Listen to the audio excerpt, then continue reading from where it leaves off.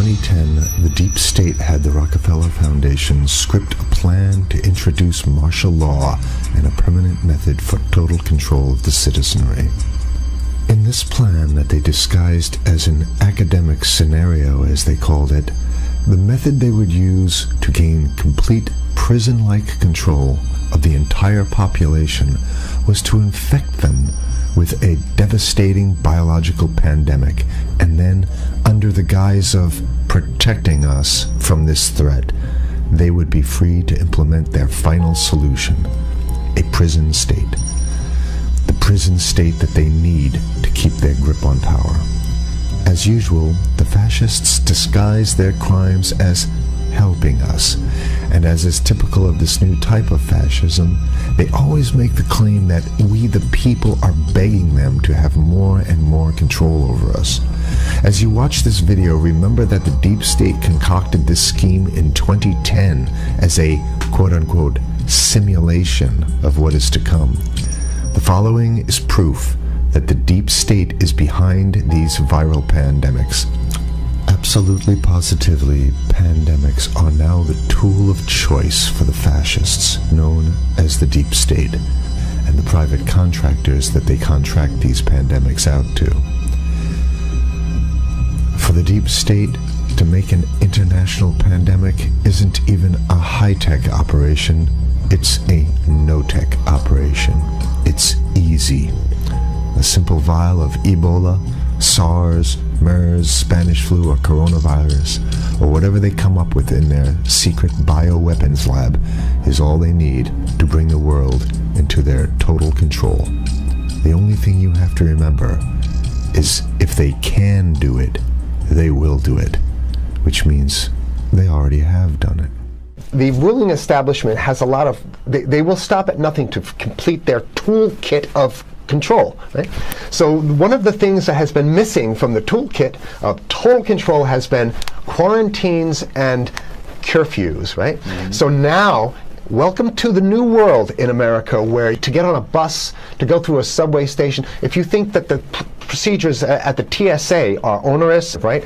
Guess this is coming to a bus depot near you. It's a more invasive way, and the ruling class needs this because, let me say, if the ruling class ever saw wide-scale civil unrest, you'd see an Ebola outbreak in America right away. Okay, so this is, what you see is that Ebola is another tool in the toolbox of the ruling class control. Yeah, to keep down absolutely, repression. Positively, 100%. This is a tool. Right. Ebola doesn't just magically start spreading. Mm-hmm. And then we have this doctors that come back here. The white people, of course, live.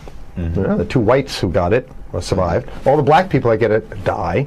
Right? It's very possible that these one of these NGOs over there is going around with a veil of Ebola or spreading it from a small plane onto villages. The point is to get hundreds of thousands of people infected with it and create the next phase of control. Now, one of the things I'd like to show to back up my my claims here. Here's a document from the Rockefeller Foundation. Rockefeller Foundation, right there. You can zoom in on that, where my finger is. It's called Scenarios for the Future International Development, the Rockefeller Foundation. All right. Okay. Let's take a look at what they're saying here. This is something like a 50, 60-page document. I'd like you to go to page 18, if you can look at this up on the internet, but I'll read it off to you. It's called lockstep, lockstep. And this is a phrase that I used right after 2001 when I saw the entire system of the United States, including the population, were in lockstep. So the Congress went along, and yes, it was Osama bin Laden, and the people waved their flag and said, I hate, hate, hate, hate, and everything was in lockstep. Well, in 2010, they published this, Rockefeller Foundation, and here's what they're saying. They're saying that they call it a scenario. These are scenario narratives, and they speak about it in the past tense. So they put out this scenario, lockstep. A world of tighter, top-down government control and more authoritarian leadership with limited innovation and growing citizen pushback. Okay, I'll read a little bit of it. In 2012, the pandemic that the world had been anticipating for years, nobody was anticipating a pandemic, finally hit. Unlike 2009's H1N1. This new influenza strain originating from wild geese. They use some scenario, but this is Ebola they're talking about. Ahead. Even the most pandemic-prepared nations were quickly overwhelmed when the virus streaked around the world, infecting nearly 20% of the global population and killing 8 million in just 7 months, the majority of them healthy young adults. The pandemic also had a deadly effect on economies. You can see the agenda. Just naked, raw, naked control agenda written down, and it's anybody's guess how this becomes effectuated in real life. So whether this is written specifically as marching orders or whether people take it upon themselves in the intelligence networks to say, okay, well, this has been produced, so this is the plan here. But these narratives have to be written in advance because the intelligence agencies don't know how to do these narratives. They need help. So these think tanks, they come up with these like Rand Corporation, Rockefeller Foundation. These are think tanks of death. They're not the think tanks, they're not there to find great ways to help people. Right? Okay, the pandemic also had a deadly effect on economics. International mobility of both people and goods screeched to a halt. Which is what they want. They want a completely isolated world, right? Debilitating industries like tourism and breaking global supply chains. Well, of course they want tourism stopped because they're not in the tourism business, and they want you at home in your house in front of the TV. Then they got you because once you watch the TV, they own your soul. Even locally. Wait a second, we're on television. I mean commercial television, let's say. National. Even locally, normally bustling shops and offices sat empty for months. Okay, so I love how they talk about it in the past tense in 2010. Right? The pandemic blanketed the planet, though disproportionate numbers in Africa died. Southeast Asia and Central America, where the virus spread like wildfire. It sounds like the opening monologue of a disaster movie, right? Exactly. Now listen to, here's the good stuff now. But even in developed countries, containment was a challenge. Now here's this one. I love this one. The United States' initial policy of strongly discouraging, in quotation marks, strongly discouraging citizens from flying proved deadly in its leniency. So they're saying, that... No, keep going. Okay, read it. Just proved deadly in its leniency. So they should have been tougher, right? Accelerating the spread of the virus, not just within the United States, but across borders. However, a few countries did fare better. China in particular.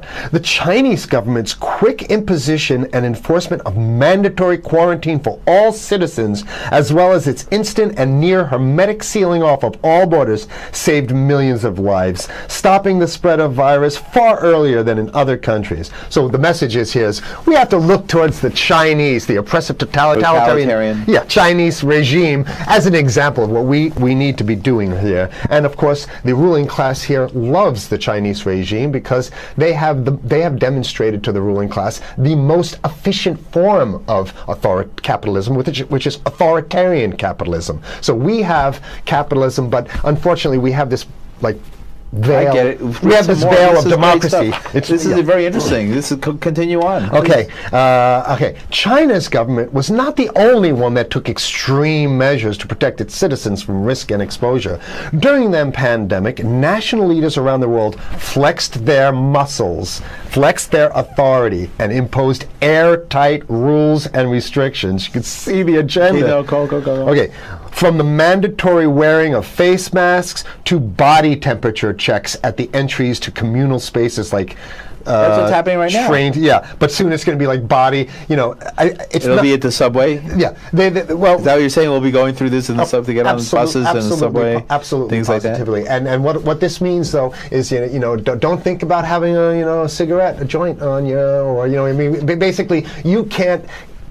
This is a dragnet for everything. So if in order for you in other words, just like with stop and frisk, this is ultimate stop and frisk. This is the ultimate cavity stop and frisk, cavity search kind of thing. All right, so during the pandemic, national leaders around the world flexed their authority. Now there's some good stuff. Listen to this. and even supermarkets. They want body checks at supermarkets. Okay, so basically what they're saying is they're building a system where every move you make, you got to go through them. You can't get food. Well, how about if you go to the farmer's market? Right. Here's the good stuff now. I mean, it just keeps getting better. Even after the pandemic faded, this more authoritarian control and oversight of citizens and their activities stuck and even intensified. That's the whole point. So they're going to get rid of... Did that happen already with 9/11? Of course. 9/11 was how many, 14 years ago, and we still have all these draconian so rules. they're going to put the body cavity USA searches Patriot and all That's that right. stuff. So in order to get to the supermarket, you got to have a body cavity search, and then when there's no more Ebola, well, you know what? We kind of like this way because we have a complete infrastructure of a control grid. In order to protect themselves from the spread of increasingly global problems, from pandemics and national terrorism to environmental crisis and rising poverty, leaders around the world took a firmer grip on power. Well, what the hell would rising poverty have anything to do with imposing strict citizen controls with face masks? So they're very sloppy stuff here. At first, the notion of a more controlled world gained wide acceptance and approval. I'm sorry. Nobody likes this stuff. They're just saying it. No, I have to provide analysis. Only because we only have 5 minutes left, so that's. Oh my God. Okay. Citizens willingly gave up some of their sovereignty and their privacy to more paternalistic states in exchange for greater safety and stability. I mean, that's just a complete naked contradiction to the famous saying that if you think you're going to give up a little bit of security, I mean, if you're going to give up your freedom for security, you're going to get neither. That's the long-standing thing. And here what they're doing is they're not even ashamed or embarrassed to absolutely say the exact opposite. They're saying, yes, we all want to give up our privacy and sovereignty for more stability and security and stability. So you don't get that. When you give it up like that, you get the shaft. Can you show us the cover again of what you were just reading? One more time, and then I have two more documents. Right, this is what we were reading here, and just zoom in a little bit so folks can see it. He'll zoom in, don't worry, you can relax. All right. And scenarios for the future of technology and international development. Okay, now I have two more documents. Keep it zoomed. We have the National Security Memorandum of December 10th, 1974. This is Henry Kissinger's brainchild. The National Security Memorandum number 200. You can look that up on your internet. I'll summarize it. He says that there's too many people, we got to get rid of the population. So to answer your question. Oh, from earlier. Yeah, he says, he used the word depopulation, which is different. Depopulation means killing people that already exist, and it's to get the minerals, because we need the minerals. And here's another one. The CDC has a patent on Ebola. They patented it. Yeah? Right. So basically, if you want to get a cure for your Ebola, you got to go. It right up here, right? It says human Ebola virus species and compositions and methods thereof, and it's a patent. It's a patent. They patented the main strain plus something like 17 other strains of it. So they own it now, and I don't know how exactly you can own that, but apparently they've done the same thing. Yeah, I didn't think you could own a natural. Yeah, you can. They've, I guess the main thing to finish off this show is this: that they want to get more control, more and it's going to be curfews and quarantines. So what I'm saying is that unless the American people start to get some new way to revolt, a new way to organize, new way to protest, unless we can break through the apathy, because that's what we have here, then it's going to be a slave state here. The ruling class doesn't seem to have too much resistance. They're getting everything on their Christmas shopping list, and they've been wanting quarantines and curfews for a long time. Now they got it. And if you want to live in a world where you're tricked into all this stuff because it's for your safety, right?